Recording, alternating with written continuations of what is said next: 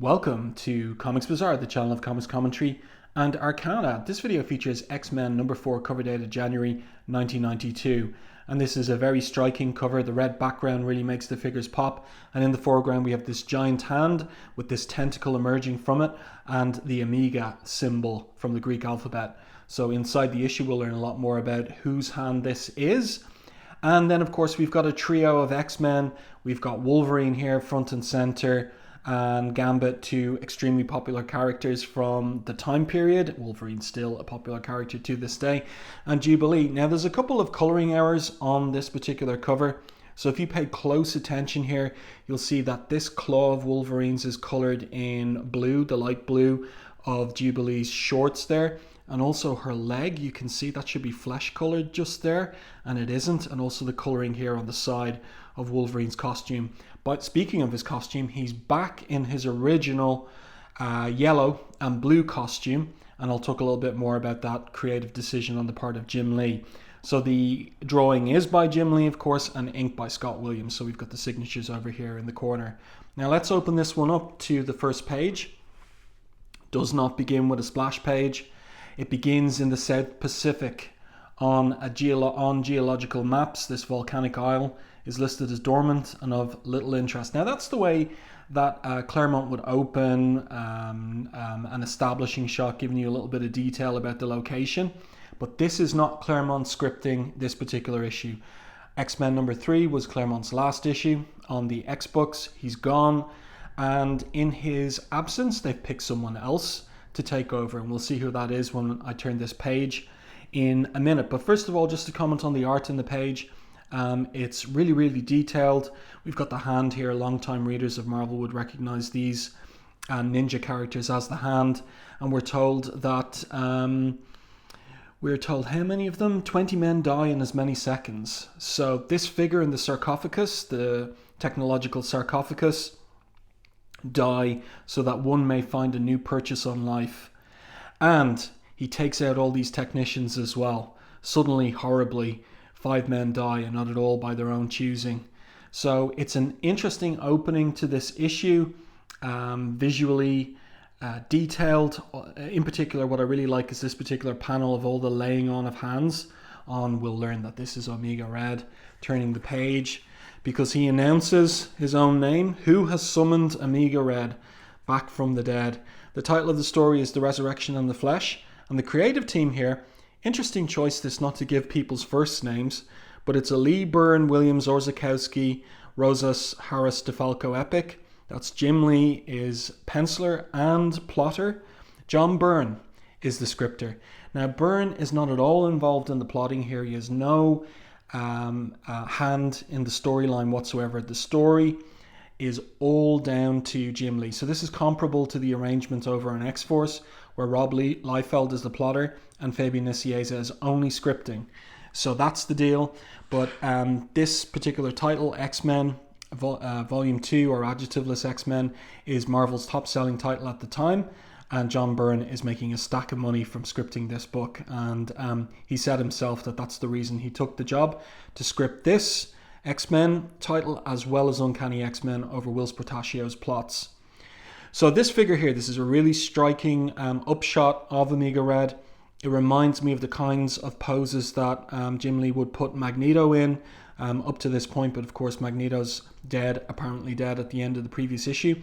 Just one difference is just how big these arms are on the Omega Red character, in particular his forearms. You can just see the bulging muscles there on his forearms.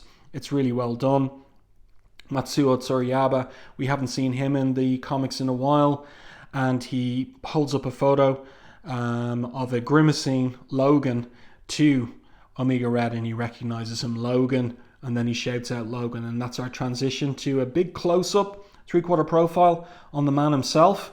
Grimacing even more, teeth gritted. So what's happening here? Is it an action sequence? No, it'll turn out to be a basketball game.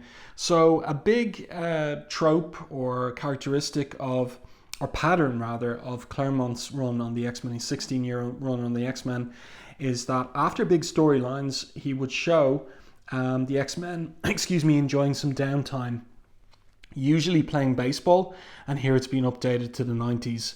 to basketball. And Jim Lee himself at the time was a fan of basketball and also somebody who liked to play it himself, I suppose to keep fit, whatever.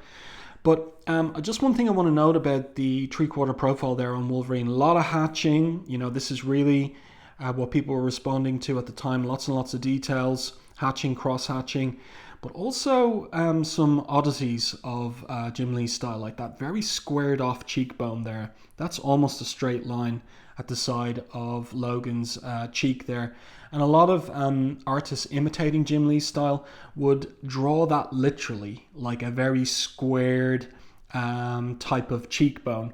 But Lee here is, I wonder why it's so square, but it isn't always like that. So it may just be down to a little bit of rushing on the inking here. Now, throughout this issue, until the last page, there isn't too much evidence of rushing, but I'd say now they've totally lost that lead time they had on the title from the 3 months between when Lee and Williams were working on Uncanny X-Men to working on the double-sized X-Men #1.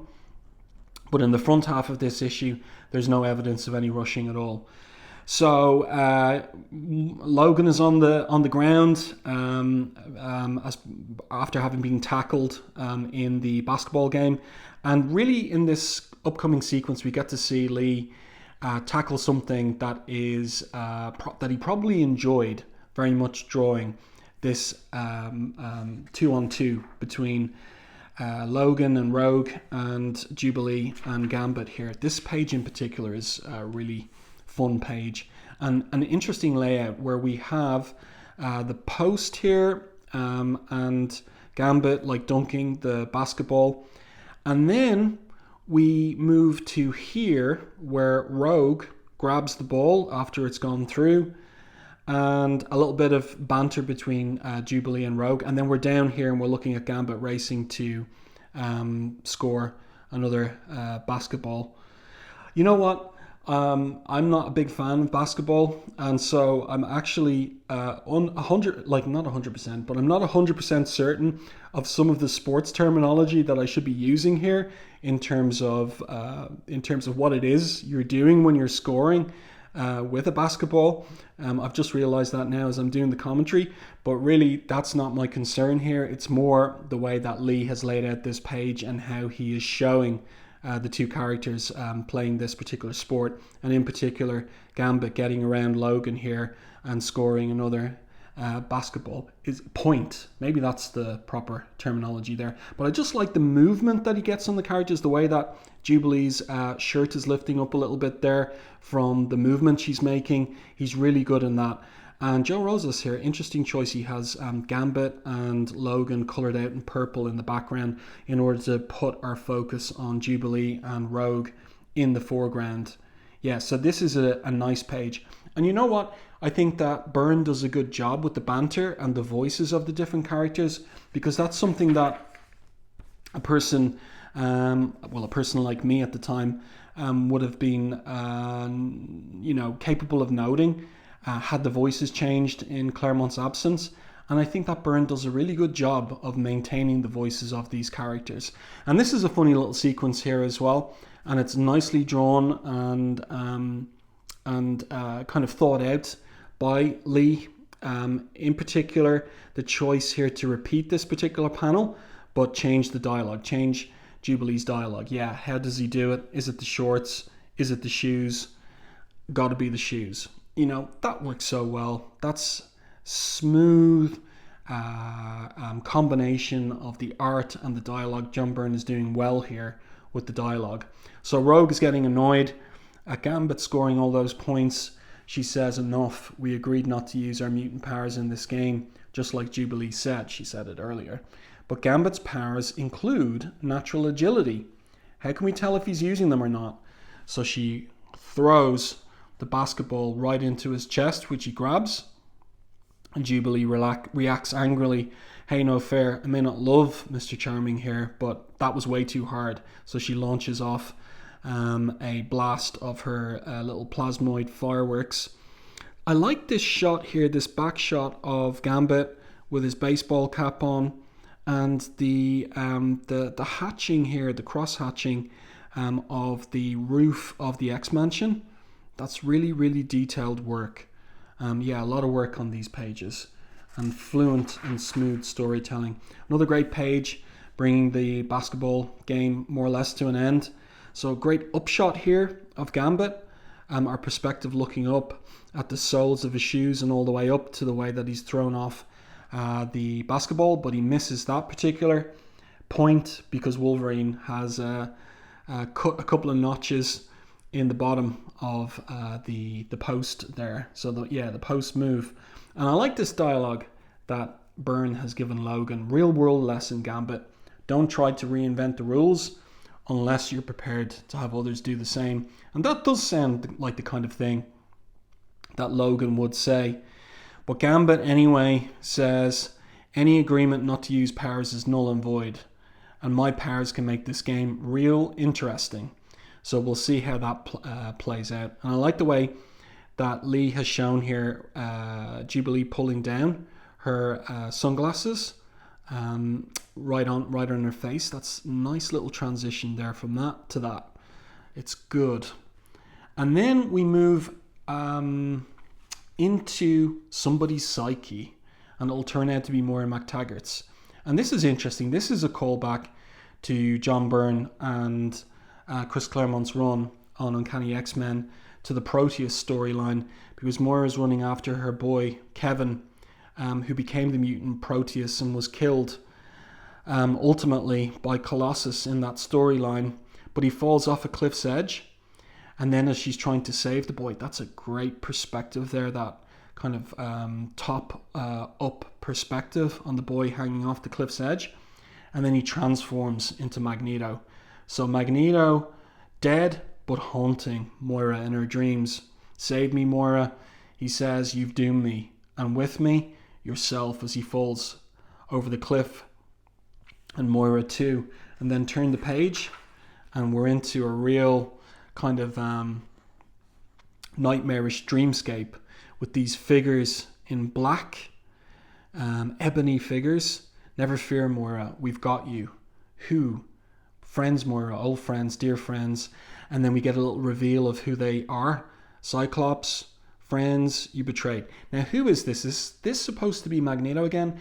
Just looking over this issue in advance of making the review video, I was thinking, I think this is not supposed to be Magneto. I think it's supposed to be Banshee. It's supposed to be Sean Cassidy. What? No, because of course that would be the greatest betrayal. That of her lover, Sean. And this is an interesting shot here of that side profile of her face as she screams or shouts or yells no, and then just that little magenta picking out of her, still falling into the void. Yeah, and an interesting layout here with these tall vertical panels, and Moira's, the rest of her hair there in the background as well, and then this kind of void space as well with the clearly the technique was white paint spatter on the black areas as well, and we saw that technique used in the splash page to issue 3.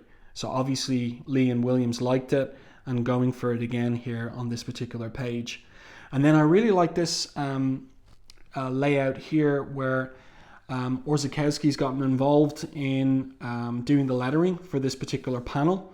So we've got the no extending here for the borders of the panel as Moira wakes from her nightmare.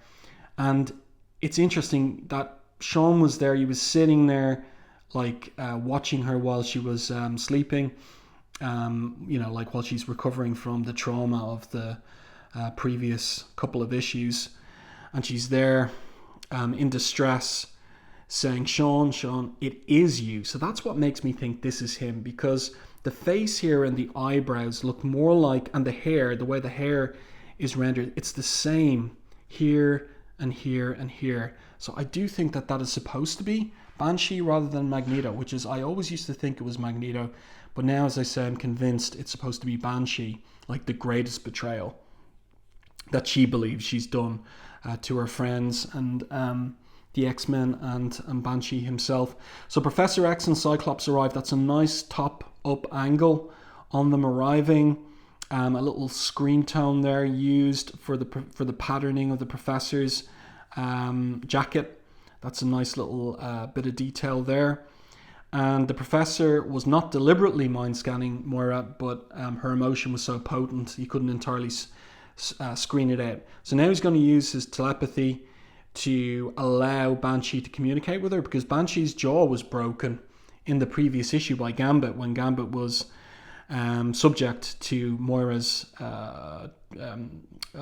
what would I call it, like genetic tinkering that made him loyal to Magneto until he used his powers. So Banshee here says, I understand, Charles, and then he uses the telepathic link to talk to Moira and says, can you hear me? And she's thinking too that she's got to leave.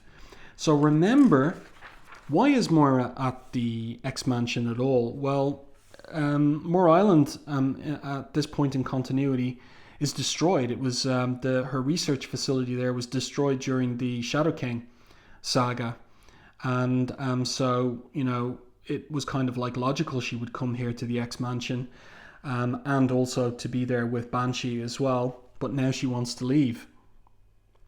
So she thinks that everybody blames her for what happened in the previous 3 issues. And Cyclops says, we don't blame you for what happened. The Professor agrees. Banshee says, it's just the healing process you're going through. And she says, maybe. And then she says out loud, maybe, as long as I have you, my friends, perhaps I can, she was about to say, stay. We just had this little top-down shot, like the basketball game is still going on, and then Rogue smashes through the window here. And I like the way that Lee has established that. We've got the window here behind them with the Venetian blinds. We can't see what's going on outside, and then Rogue smashes through. And the Venetian blinds there are wrecked. She's on the ground. Gambit, you energize the ball. And that calls back to what we saw earlier. You dirty, rotten son of a... But what she was about to say is interrupted by Moira shouting out once again, no. And I like this detail too. No punctuation. So she really is traumatized. And this is a nice little panel as well, where Rogue suddenly twigs that something's up. What, Sean? And she's about to say she's sorry. He just gives her this look.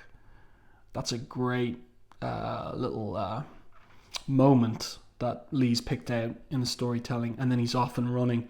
And this is another staple of Lee's kind of bag of tricks at the time, the borderless panel, the tiny little figures. They'd either be on the top of a page or down the bottom of a page.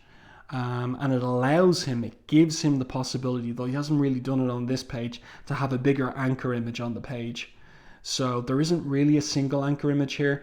Also, just before I move off this page, I like this top-down tilted perspective on Moira's bedroom.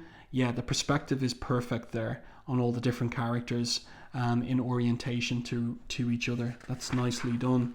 And then we've got a scene switch. Another interesting little technique on this page, that's a photocopy of the landmark church that survived World War II in the center of Berlin. So it's a photocopy of it, and it's been turned into a color hold here, purple on green, in the background of Fenris here, Andreas and Andrea von Strucker. Really cool panel of them. Interesting little technique here indicating the transparent glass of the table that Andreas is sitting at. Yeah, and of course, like a very eye-catching dress that his sister is wearing. And then on the other side of the table, we've got Matsuo Tsurayaba. So we haven't seen these since Uncanny X-Men 268, drawn by Jim Lee, and he's bringing them back now for the storyline. And what are we going to learn in this particular scene, except that they hired Matsuo Tsurayaba to acquire Omega Red, and Tsurayaba here is complaining, I financed almost all of this venture on my own. And Andreas says, indeed, you do not need to remind us. Our agreement is still binding, Matsuo, never fear. We need your resurrected champion if we are to become the upstart dominant. And that takes Tsurayaba by surprise. And that is about, and Andreas says, nothing less than immortality. Tell me, Herr Matsuo, is that not? And then Interesting here in the transition that Byrne has completed the phrase in Gambit's dialogue, a prize worth the winning. A clever little transition between this page and this one. Now here we really do get an anchor image, and it's a very cool one. And there's some interesting acting going on with the characters as well. Jubilee here sticking her finger in her mouth to indicate that she wants to puke. And then Rogue, I like the way that her chin is jutting out and her mouth is closed, and she's pointing that finger at Gambit, basically telling him to back off. That is so good. It's really, really good, this particular panel. And Cyclops here, the voice of reason saying, Gambit, maybe you should curb that romantic soul of yours. Gambit says that, what does he say here? He says he's made an offer to Rogue for a date, champagne, candlelight, magic time, share. No, he says here, and this again is a nice little bit of storytelling here. Get the close-up on their two mouths. She's starting to smile there, and he says to Jubilee, Jubilee, how little you... And then this is another interesting little transition in the dialogue as well. No, but it's no the negative rather than K-N-O-W. Keep your slimy paws off of me, Gambit, she says. You know how I can't make flesh-to-flesh contact with you without draining all your powers anyway. Perhaps, he says, but don't nobody know how Gambit loves a challenge. So there you go, more flirtation between Gambit and Rogue, and that would last for many years.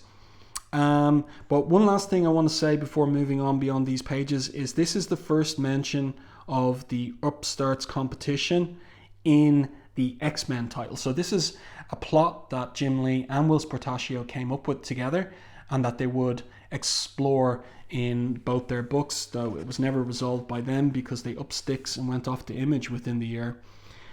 So here we have Logan, basketball game's over. Are we done with this stupid game or what, he says. And Jubilee says to him, you tell me, Wolvie, your side didn't have much hope of winning anyway. This is a really detailed panel. Great artwork on this page. There's no rushing going on here. And also one last thing to note before moving on is the height similarity between Jubilee and Logan as well. So Jim Lee maintaining that that piece of what would we say, detail that Logan is short, 5'3". So he throws the ball over his shoulder and manages to get a point. So that takes Jubilee by surprise, and he says their sides, I need more motivation, like maybe a case of brew at stake, which was always the way it was between him and Nightcrawler whenever they would have a competition of any kind. And then we pick up with Moira again. Where's she run off to? Well, she's run off to this room of computer screens with all these X-Men villains on them. Magneto there in the center, and Banshee's trying to tell her to calm down, that she's overreacting, and that sets her off. She says overreacting, so she starts screaming, it's all my fault, can't you see that? How can I ever look at myself again or look at you, any of you, without being reminded? So she's determined to leave. She's not going to be consoled. And Banshee says, we're all here for you, that's all you need to know, I'm here for you, I always will be. Now please, let's have no more of this talk of leaving. And I like the way that Magneto is haunting the scene on the computer screens in the background. He's haunting this issue after his demise. Another great anchor image. This one now, of course, very clearly of Gambit on his motorcycle. And it appears that Rogue has, after all, accepted his offer of a date. And she's late. And then we get this close-up on his face where he says, hello now, what's this? Share for me. So turn the page, we've got another great anchor image of Rogue in her date dress, designed by Jim Lee. And she has some piquant dialogue here. You wish, she says in response to him, a lady has to look her best when she goes out on the town gambit. After all, there might be some real gentlemen at that restaurant. So the banter, flirtation, the love-hate between these two continues. But she's going to have a couple of chaperones, and that's Jubilee and Logan. They've decided to tag along. along, and the Beast is going to drive them in a Jeep here. And I like this illustration of the Beast wearing a suit. That's pretty cool, the way that Jim Lee has done that. So, Gambit here, this is humorous too. He says, allure. I thought I joined the X-Men, not the Brady Bunch. There are some things I prefer not to do in a group. So, oh yeah, Beast has an image inducer whipped up for him by Forge, so as not to put people off in town. And then they're en route into town. But here's a taxi driving up to the mansion, and we get this nice couple of panels focused on Banshee. We're looking at him from outside the X-Mansion. He's looking out the window at the taxi arriving, we infer. Lots and lots of detail in this panel, like the slats of the shutters, all the individual bricks there. So well done. And then our kind of shot switches to the inside of the mansion, and we're looking at Banshee. And I love the way that the light is coming in on one side of his face and the other side of his face is in darkness, and it evokes the mood. And also as he comes down the stairs here, he's mostly in silhouette, except for the NYPD on his t-shirt. And again, that's part of the mood there. And remember, his jaw is broken, so silent. But the telepathic link is still going, and he wants the last word to be his rather than Professor X's, to try and persuade Moira to stop from leaving. But she says, it's all said and done, Sean. I just can't stay. I just can't. One little continuity error here in the art, and that is that if you look at Cyclops here, this little whatever it is, like braces, strap that he wears on his chest, it should be going down his back, linked to the belt that he's wearing on his waist, and it isn't. So Lee seems to have forgotten to draw that in. And it reminds me of that little continuity flub in, if I'm right about this, I think it's Wildcats number 2. It's either 2 or 3, where Maul, who has those horns on his back, in one of the images, Lee forgot to draw them. And whenever something like that happens, it makes me wonder, is there a little bit of a rush? But all the detail in the art says otherwise. It's just a mistake. So Moira's walking out here to the taxi, getting in. Again, I love the colouring on this page and the evocation of, like, the sadness here. Banshees in particular, of Moira leaving. And then just the way that he pulls the camera out and leaves Banshee just standing there with all the leaves swirling around him in the wake of the taxi driving away. That's a really nice sequence from Lee. And then we're back with the date. So Gambit and Rogue's riding into town. And what's this stretched across the road? One other thing to note on this page is, like, the story started in the heat of the day, like the basketball game here going on, noon, afternoon, but now we're coming into the evening, and the colours are changing in the background for the sky and the lighting. Joe Rosas doing a really good job on that. So we're getting into the oranges of the evening now.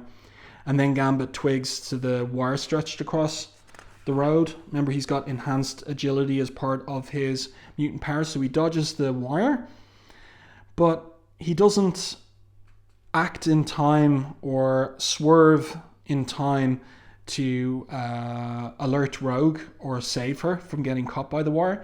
Now remember, one of Rogue's powers is invulnerability, so she's going to survive having her head sliced off. But anybody else, Jubilee, Gambit himself, they'd have their head sliced off. Rogue, because of her invulnerability, able to survive that, but that's fairly brutal.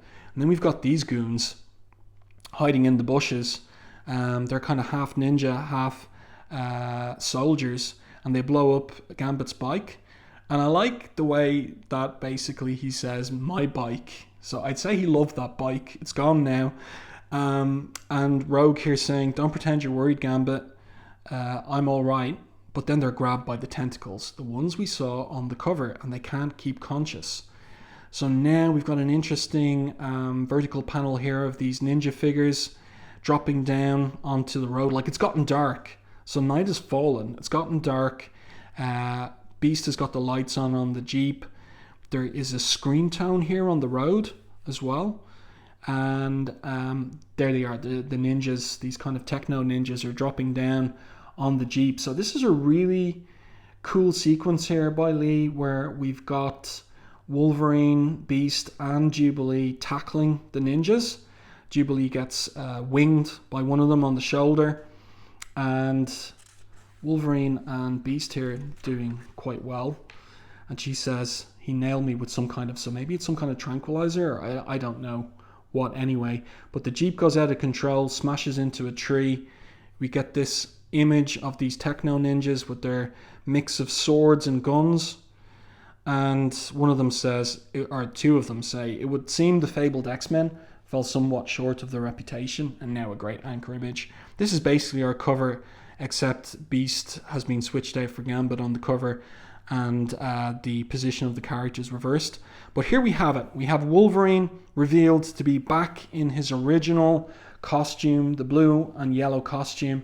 Now there's a story that John Byrne tells about this where he got a phone call from Lee telling him that he had decided to put Wolverine back in the costume that Byrne designed for him, and was Byrne pleased with that. And then Byrne just made the point that it was the brown and orange costume that he designed for Wolverine, and this was the original. And then the way that Byrne tells it is that there was just silence down the other end of the phone. So, you know, I wonder it did. Like, we haven't heard Jim Lee's side of that. In any case, he must have decided that he preferred this particular costume for Wolverine, and so it's back, the original one. Now we get a great anchor image here of Wolverine lashing out at those techno ninjas, Jubilee in action, the Beast 2, the image inducers off, but now they start getting sick and conking out, and we get this interesting panel of Wolverine breaking. Well, the panel is borderless technically, and he's breaking the borders of the panel too, his foot right over this bottom panel, and he recognizes the scent. No, that scent after all these years, it can't be, he's dead, but it is Logan. I'm only sorry our reunion cannot prove as pleasurable for you as it is for me. Now, this particular page seems to me to be a little bit rushed in the art. There isn't the same care with the details, and I wonder indeed if this is inked, if it's all inked by Scott Williams. I wonder, or is it just that it's inked at tremendous speed by Scott Williams? But this is the page that I feel is a little bit rushed. Even the story here is a little bit rushed just to get to the end of the story in this particular issue. That upshot of Wolverine there, it doesn't seem like it's Jim Lee's best, like he just went with it because of a deadline crunch. And after this issue, pretty much the deadline crunch is applies to every single remaining issue of Lee's run on the title. So Wolverine conks out. The X-Men are loaded up onto these ambulances. Here's Moira's taxi. One of the goons says there's someone in the cab, a friend to these X-Men. The other goon says silence, hurry. And the taxi driver, Dios, look at that mess. Maybe we should. No, she says, I don't want to look. I don't want to get involved. Just drive. Just get me away from here. So there you go, like two kind of storylines, or three actually, interwoven in this particular issue. The introduction of the Nigga Red, the game with the basketball game with that flirtation between Rogue and Gambit, their date ruined here, and Moira leaving the X-Mansion going, well, we don't know where. All kind of handled over the course of this particular issue, and a little look in then on Fenris as well, the Fenris twins, in terms of this teasing of the Upstarts and the prize of immortality. So Claremont's gone, but so far the book is of comparable quality to what came before. I mean, like, the story is not as it's not as powerful as the first three issues featuring Magneto, but the quality of the art and the quality of the dialogue that Byrne is scripting is comparable to what's come before. There's no falling off there, not yet. Just one of these letters is funny, and some of these letters have to do with X-Men #1, of course. There's something funny about this particular one. Dear Mr. Harris, why write to the editor? Dear Mr. Harris, regarding X-Men #1, excellent issue. Okay. The cover was very good with fabulous colouring. Wow. All right. That made me laugh. So let's see here. X-Men number 4. I do hope that you enjoyed this review and commentary on this first issue of the title minus Chris Claremont. What was your feelings about this back in the day if you picked it up back in late 1991? Did you miss Claremont on the title? Did you notice that he was missing? Were you delighted that John Byrne was back working on the X-Men again? Let me know what your experiences of this issue were back then. If you enjoyed my review and commentary, please like the video on YouTube. It really helps the channel. And if you haven't done so already, subscribe to the channel and stay tuned for more content like this.